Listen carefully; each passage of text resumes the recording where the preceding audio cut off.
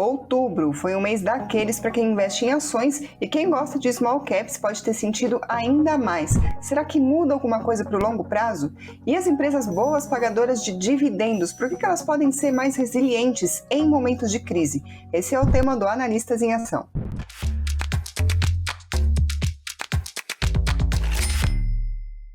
Quem está aqui comigo hoje é Murilo Breder, analista do Nuinvest. Bem-vindo, Murilo. Olá, Karina. Olá, investidores. E vamos lá, né? O mês de outubro, mais um mês negativo, como você bem comentou, principalmente para as small caps. Nós vamos lá comentar sobre o que muda no cenário macro, no micro e também especificamente nas nossas carteiras recomendadas. É isso aí. Hoje é dia de falar então das carteiras de dividendos e small caps. Murilo, vamos começar falando das small caps, então. Gostaria que você explicasse direito, porque eu já soube que você me deu um spoiler aqui antes da gente gravar, que tem uma notícia boa e uma notícia ruim. A ruim é que as small caps recomendadas têm caído, né? A carteira tem caído. Explica pra gente melhor isso e depois eu quero saber qual que é a notícia boa.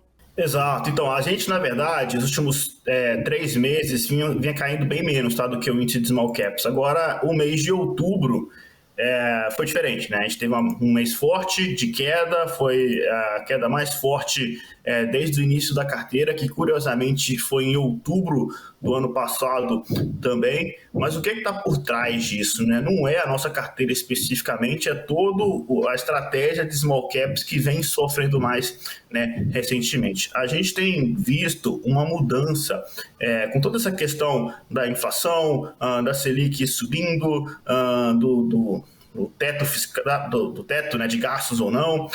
A gente tem visto o brasileiro tirando dinheiro da bolsa, né, para comprar bolsa americana, comprar criptomoeda. A gente tem dados para provar isso, tá? Em compensação, o investidor estrangeiro comprando nossa bolsa brasileira, porque, né, imagine, as coisas já parecem baratas aqui, olhando sob a perspectiva do real. Olhando com a perspectiva do dólar, parece ainda mais barato, né? Então, o investidor estrangeiro comprando bolsa, e aí, quando o investidor estrangeiro vem comprar, ele vai nas ações mais líquidas, né? Então, isso se resume às grandes empresas da Bolsa, majoritariamente ali concentradas, obviamente, no Ibovespa, nosso principal índice de ações. E aí tem uma dança das cadeiras aqui, que quem sobra nessa dança é small caps, né? Porque você tem o brasileiro saindo e o investidor internacional entrando, só que o investidor internacional entra nas maiores empresas e o investidor brasileiro continua vendendo, e aí, né, as small caps é quem dança aí nessa brincadeira, tá? E também um outro motivo, isso até fazendo um link com o próprio Analistas em Ação passado, onde eu comentei as oportunidades que estavam começando a aparecer quando a gente olha para o fundamento, olha para o valuation de algumas companhias. Eu cheguei a dar um exemplo até de Ambev especificamente, né? Falando que em relação a preço-lucro de Ambev, ela estava abaixo de um desvio padrão da média, né? Que, simplificando bem a história aqui, é um indicativo de que pode estar barato as ações, né? Tanto que no momento em que gravamos esse Analistas em Ação, é um dia que a Ambev soltou o resultado, as ações subindo mais de 8% nesse exato momento, mostrando, né, o quanto que as ações sofreram e que um bom resultado pode impactar positivamente. Então, você tem empresas small caps que você tem um potencial, tudo bem, tem um potencial dessas empresas crescerem muito, isso não muda, né? Só que você tem blue chips, que são gigantes, resilientes, que também estão baratas, né? Então, se eu posso comprar algo seguro e barato, para que eu vou correr mais risco, né? Tudo bem que os dois estão baratos, mas aí eu vou para o mais seguro, né? Então, essa é a migração que a gente tem visto aí recentemente na Bolsa, e mais forte ainda, a gente viu isso mais forte no mês de outubro, então por isso as small caps sofrendo mais de uma forma em geral, né? Mas aí a boa notícia, esse é o lado ruim, a boa notícia é que tudo isso, né, é muito mais macro do que micro, né? Então vamos discutir empresas aqui, vamos olhar para o resultado operacional, né? A gente está em época de temporada de resultado, acho que muitas das companhias vão surpreender positivamente, tá? Então, ou seja, não é uma questão micro, essa mudança é muito mais macro do que qualquer outra coisa, né? Realmente é juros, é inflação, é o fiscal, é política, né? Mas óbvio que isso impacta no valuation, né? Mas impacta a ponto das ações caírem 50%? me parece exagerado a reação do mercado em algumas empresas e setores específicos. Então essa é a oportunidade que o investidor de longo prazo ele fica esperando, né? Deveria aguardar e deveria aproveitar. E nesse momento, né, de bolsa em queda, eu gostaria até de relembrar o potencial das small caps.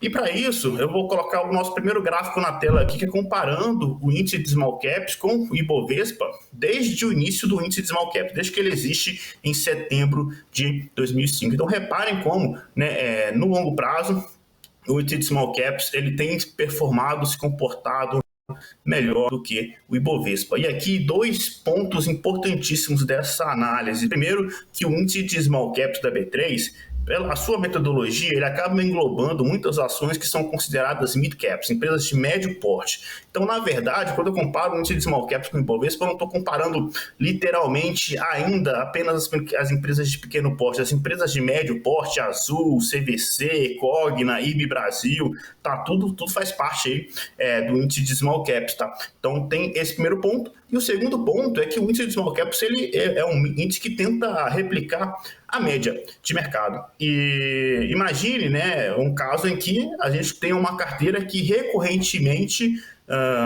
tenha retornos acima da média de mercado, e é exatamente isso que a nossa carteira, apesar do mês negativo em outubro, tem conseguido ao longo dos últimos meses, aí, desde o início dela. Né? A gente está aí finalizando o 10º mês, e dos 10 meses do ano, 7 a gente ficou acima do benchmark, acima do SMLL, e apenas 3, já considerando outubro, aí, que a gente ficou abaixo. Então está 7-3 para a gente. Né? Então, assim, é realmente consistentemente acima. Inclusive, agora o segundo gráfico aqui é mostrando a rentabilidade acumulada ao longo desse ano, ao longo de 2021, a gente, né, sofreu bem aí nos últimos meses, especificamente outubro, como eu disse, mas no acumulado do ano a gente ainda está com 13% de alta, enquanto o índice de small caps cai 14%. Né? Então, assim, sentidos contrários. Né?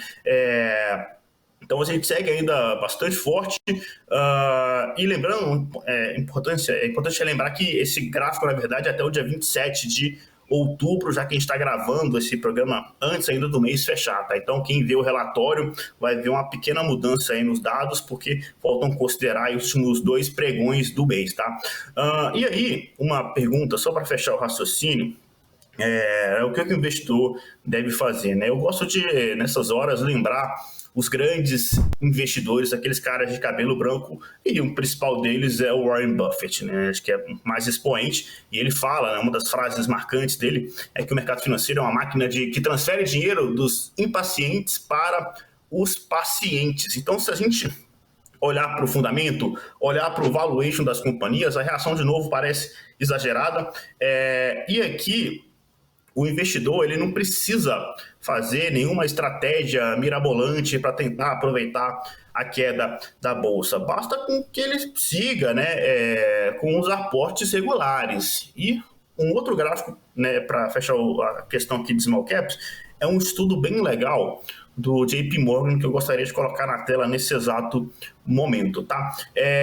Ele compara a rentabilidade anual média numa janela de 20 anos, entre 2001 e 2020, de várias estratégias diferentes, tá? Investindo em small caps, investindo no SP500, investindo em renda fixa, em casa, né, em imóveis, então, enfim, inflação.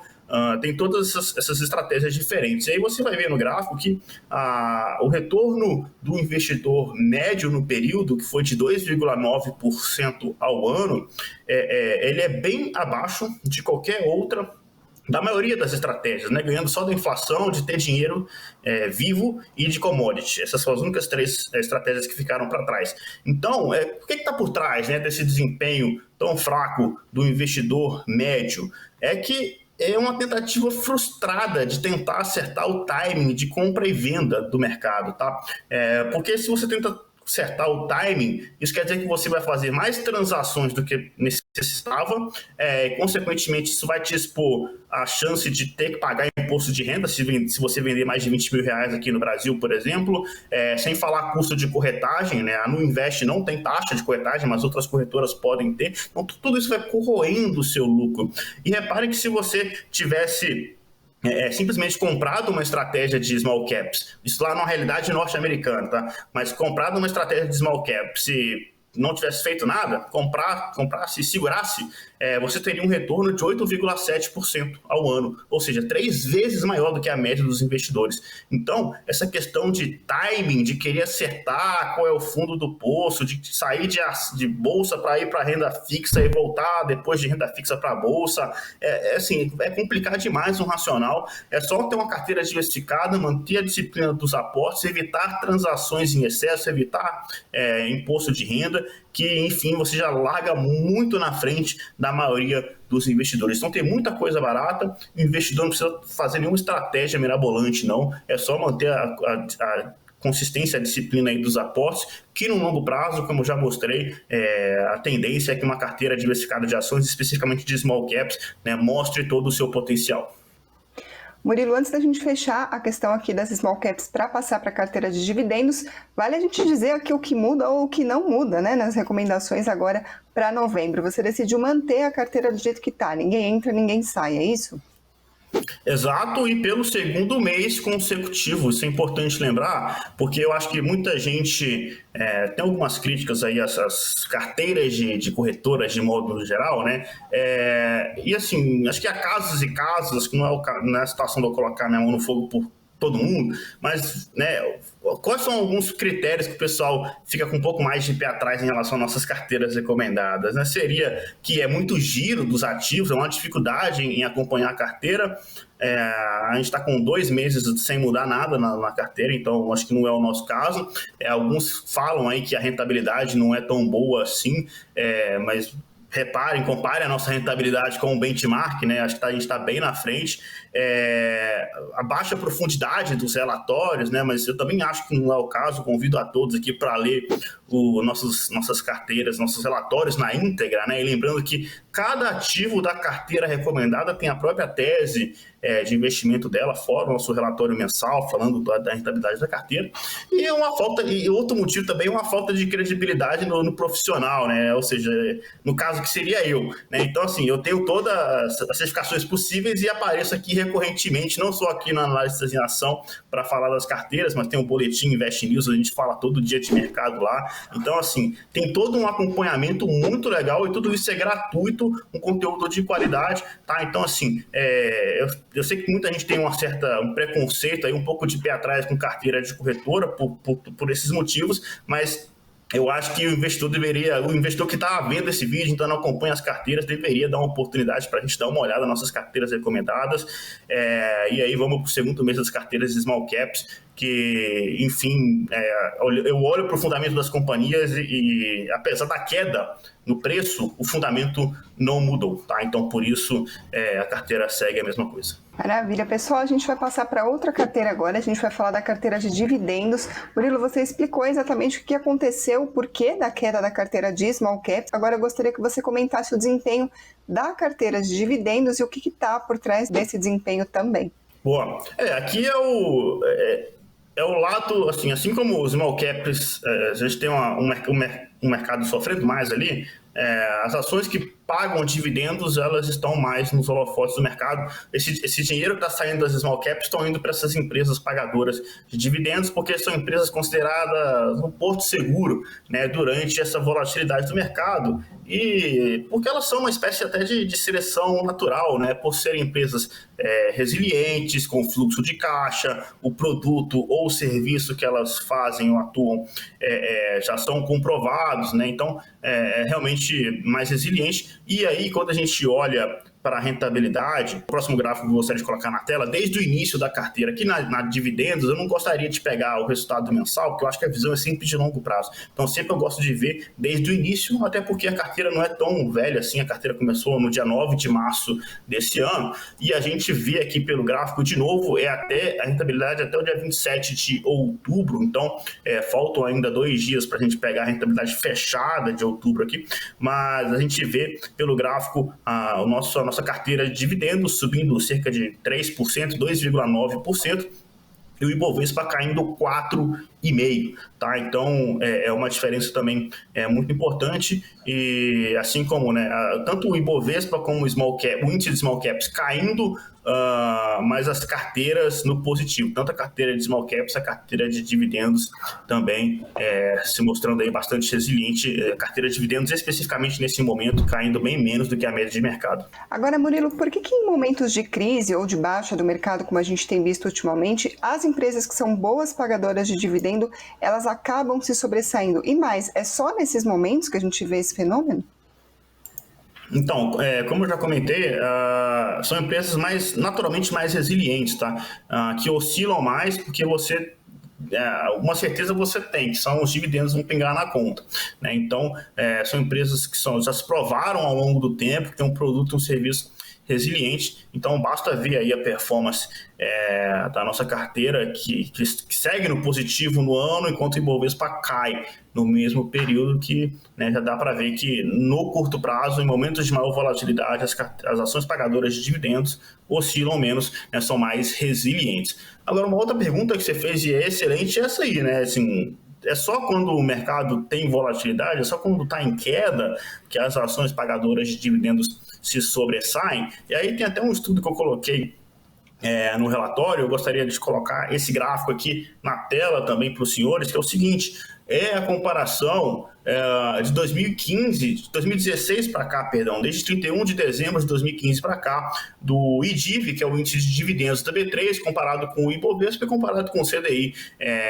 no período, tá? Então, assim, é um período em que o Ibovespa de alta nas bolsas de uma forma em geral, e reparem que mesmo durante o período de alta do principal índice de ação brasileiro, o IDIV teve uma performance superior, né, ao Ibovespa. Então, é uma espécie de seleção natural, são empresas resilientes, né, e não é só quando o mercado cai que elas se destacam ou não. Essa seleção natural funciona também no longo prazo, inclusive, né, trazem retornos acima da média de mercado também, como a gente pode ver no gráfico aí.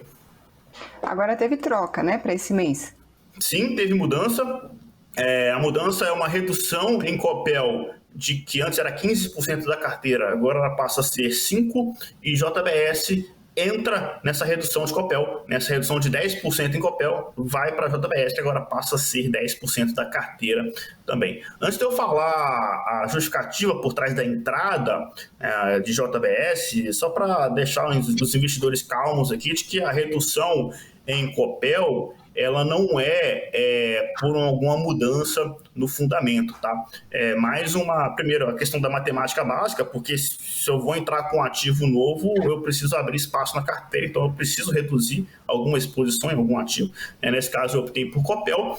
E por que Copel? Porque ela teve uma valorização relativamente expressiva durante o período, então estou colocando parte dessa valorização no bolso. Eu vou até pedir para a nossa editora colocar mais esse gráfico na tela, comparando aí a evolução das ações de Copel, e as ações da Copel estão na carteira desde o início, no dia 9 de março, né? Então elas avançam 22%, enquanto o índice Ibovespa cai 4% no mesmo período.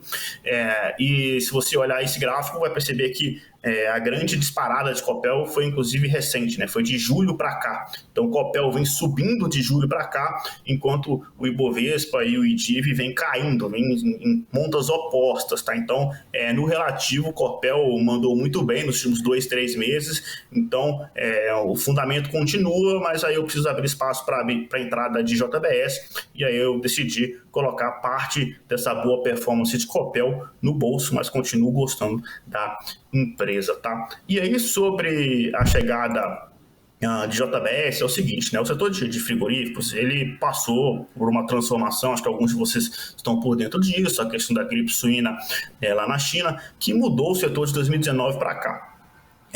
Antes dessa questão da crise suína acontecer, quais eram as principais críticas ao setor de proteína animal e que muitos investidores tinham, e eu me incluía nessa? Por que eu ficava um pouco mais reticente com o setor?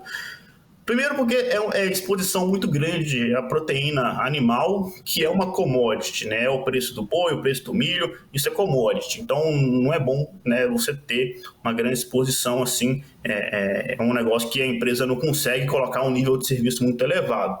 Isso, de novo, não é agora, viu, galera? Estou falando o que era o pensamento e agora eu vou explicar. Em breve eu vou explicar as mudanças que me fizeram colocar JBS. A margem EBITDA também do setor relativamente baixa, ela é entre 7% e 10% historicamente. E a volatilidade dos resultados era muito elevada, né? Porque são empresas exportadoras, com preço de commodity, empresas altamente endividadas, a gente está falando de relação dívida líquida EBITDA de 4 vezes, né, para cima, e quando a gente fala de governança corporativa também, é um setor que, enfim, tem, né, historicamente um baixo nível, né, de respeito aí aos acionistas minoritários. Mas aí, como eu falei, de 2019 para cá, o cenário mudou. Essas empresas aí de proteína animal, por serem exportadoras, elas e começar a ganhar muito caixa por conta desse novo cenário lá na Ásia, elas acabaram, de uma certa forma, se tornando uma empresa defensiva, né? Por ser uma empresa muito grande, com receita dolarizada, né? Então, acho que esse é o cenário. E aí, falando especificamente esses pontos negativos que eu acabei de citar, qual é a transformação que houve aqui em JBS? Tá? Primeiro que é uma empresa gigante, a gente está falando de uma empresa que 90% da receita vem de fora do Brasil. Então, é uma multinacional, é brasileira, mas é praticamente uma empresa global. Tá? É uma empresa tão grande que a receita dela é mais do que o dobro do que a soma das outras 3 grandes empresas da bolsa que a gente tem de proteína animal. Você pode somar a receita de Marfrig com BRF e Minerva. Pode somar a receita de JBS, é o dobro. Tá? É uma empresa gigante e ela é uma empresa que agora caminha muito mais para ser uma empresa de alimentos, tá? E não só de proteína animal. Ela comprou, por exemplo, uma empresa, né, que faz salmão na Austrália, enfim. Então é um negócio bem grande, bem robusto. Ela é a maior empresa de proteína animal do mundo e quando a gente fala de alimentos, ela é a segunda maior, tá? Ela só fica atrás da Nestlé e fica à frente da PepsiCo, tá? Então, assim, é uma empresa realmente muito grande. Quando a gente fala de margem EBITDA, que eu falei que era um problema, que costumava ser baixo, né? Hoje está em torno de 10%, ou seja, no limite superior daquilo que o setor costuma entregar. Os resultados trimestrais cada vez mais previsíveis, endividamento controlado, a gente está falando de uma dívida líquida EBITDA atualmente de 1,8 vezes, uma governança corporativa que, né, eu sei que não é o estado da arte aqui, não é referência, mas teve alguns importantes avanços ao longo dos últimos anos. Então, eu até brinco que o título do churrasco, o título do relatório de JBS aqui, o churrasco ainda não acabou lá na China, e de fato eu acho que é isso, né? O churrasco já está acontecendo desde 2019, a gente não está chegando no início da festa, é verdade, só que a gente está chegando no meio da festa ainda, tem muita coisa para acontecer e o efeito colateral disso, né, daqui para frente, a gente tem uma expectativa de um EBITDA se manter muito forte. O EBITDA do segundo TRI de JBS foi o maior EBITDA da história da companhia. Recentemente nós tivemos o resultado de Marfrig, que é uma par no setor, não é a mesma coisa, mas é um par no setor, veio forte também, sinalizando que o JBS também, o resultado trimestral do JBS pode vir forte, e tudo isso impacta, né, sobra para o bolso do investidor, tá? O EBITDA está muito forte, vai sobrar dividendo aí para muita gente, essa é a expectativa. Lembrando que JBS também, assim como Vale, ela está com um programa de recompra de ações em atividade, e recompra de ações tem 2 implicações, né? A primeira delas, como eu já falei aqui algumas vezes, é um sinal claro de que a diretoria ela enxerga que as próprias ações estão baratas. Porque se eu tenho dinheiro parado em caixa, eu poderia expandir, ou fazer qualquer outra coisa com esse dinheiro. Eu decido que é a melhor oportunidade para ganhar, para rentabilizar essa grana parada no caixa, recomprar minhas próprias ações, é um sinal de que a diretoria enxerga que essas ações estão baratas. Então, o JBS está com um programa de recompra ativos, e sem falar que é também uma espécie de dividendos disfarçado também, né? Lá nos Estados Unidos é muito comum a gente ter empresas recomprando ações, porque lá lá o dividendo é tributado. Então, as empresas preferem recomprar ações, que é uma espécie de dividendo disfarçado, porque você diminui a quantidade de ações em circulação.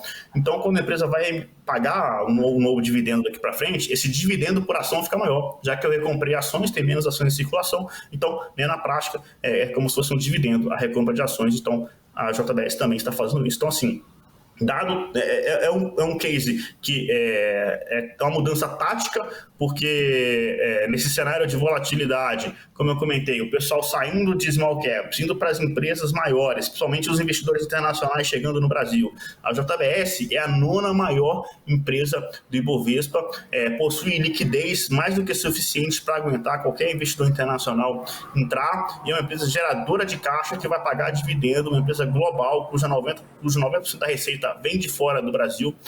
Então, toda a resiliência aí que nós gostamos e que vai casar muito bem com o portfólio diversificado de dividendos, como é a nossa carteira. Essa foi então a análise fundamentalista de JBS. Vamos ver o que a análise técnica nos diz sobre esse papel, com material preparado por Hugo Caroni. Fala pessoal, tudo bem?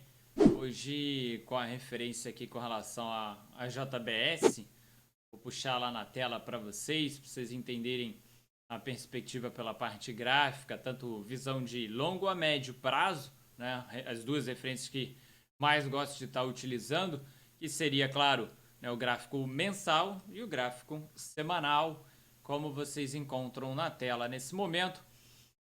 O longão, a gente tem que falar que sim, vai oscilar, normal, mas com viés positivo, tendo a última pernada de alta e um respiro, configurando uma possível bandeira.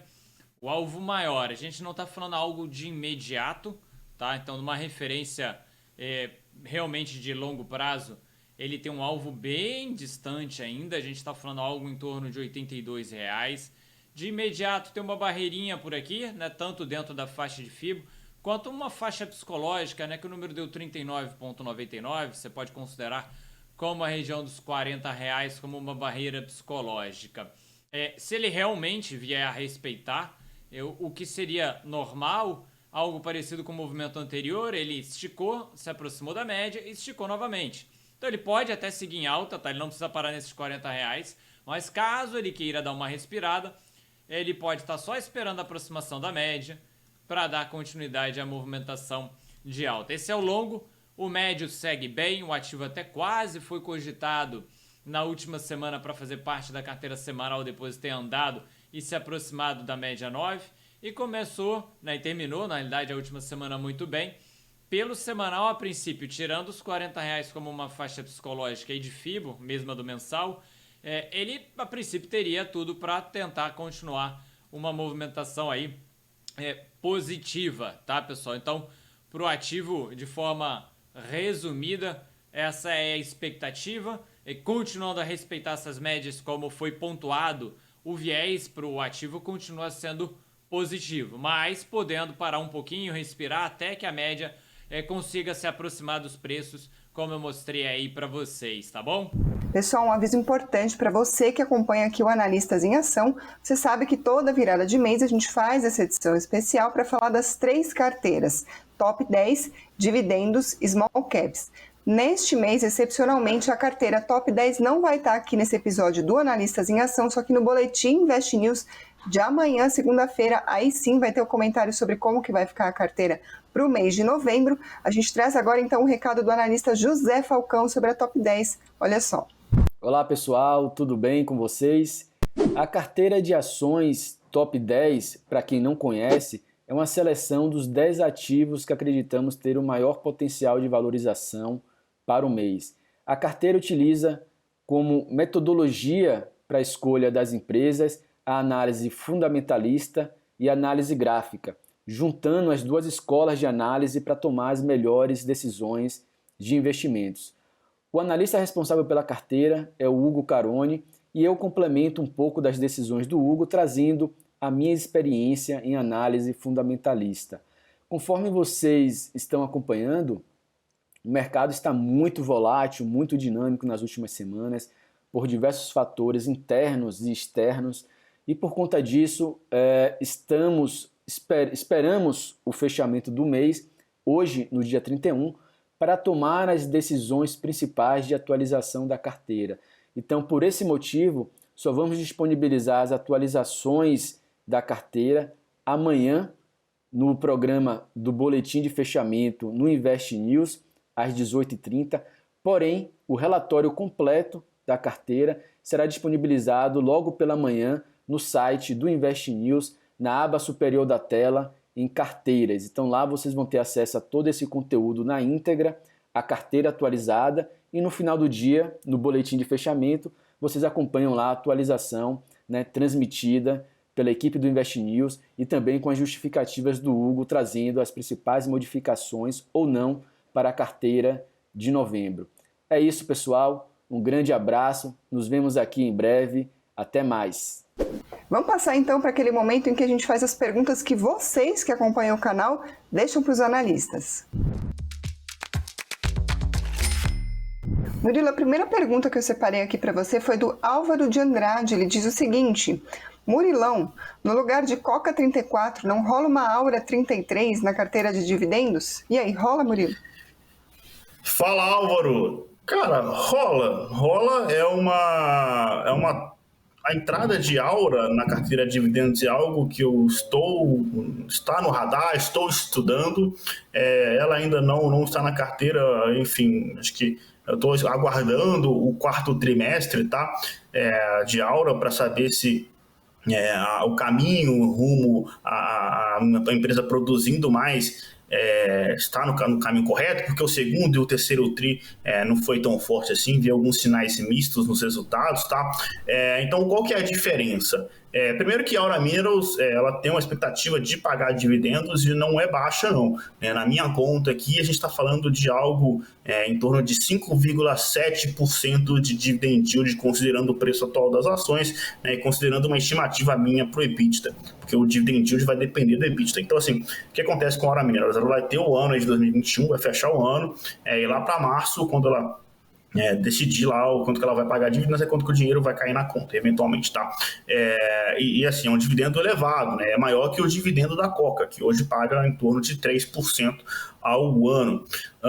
Mas a diferença é na resiliência, né? A Coca-Cola é uma empresa gigante, global. 3/4 da receita de Coca-Cola hoje vem de fora da América do Norte, então não é uma empresa americana, é uma empresa global, uma empresa gigante. Então, em questão de resiliência, a Coca-Cola é uma empresa bem melhor, e ela vem, sem falar que ela vem aumentando o dividendo por ação há 60 anos consecutivos. Lá nos Estados Unidos, então, eles levam muito, as empresas que pagam dividendos levam muito a sério essa história de dividendo. Então, assim, a Coca-Cola com certeza deve ter uma meta lá de pagar um dividendo por ação maior a cada ano. Ela vem fazendo isso há 59 anos consecutivos. Tem várias outras empresas lá que fazem algo parecido, tá? Não é só a Coca-Cola que tem essa fama.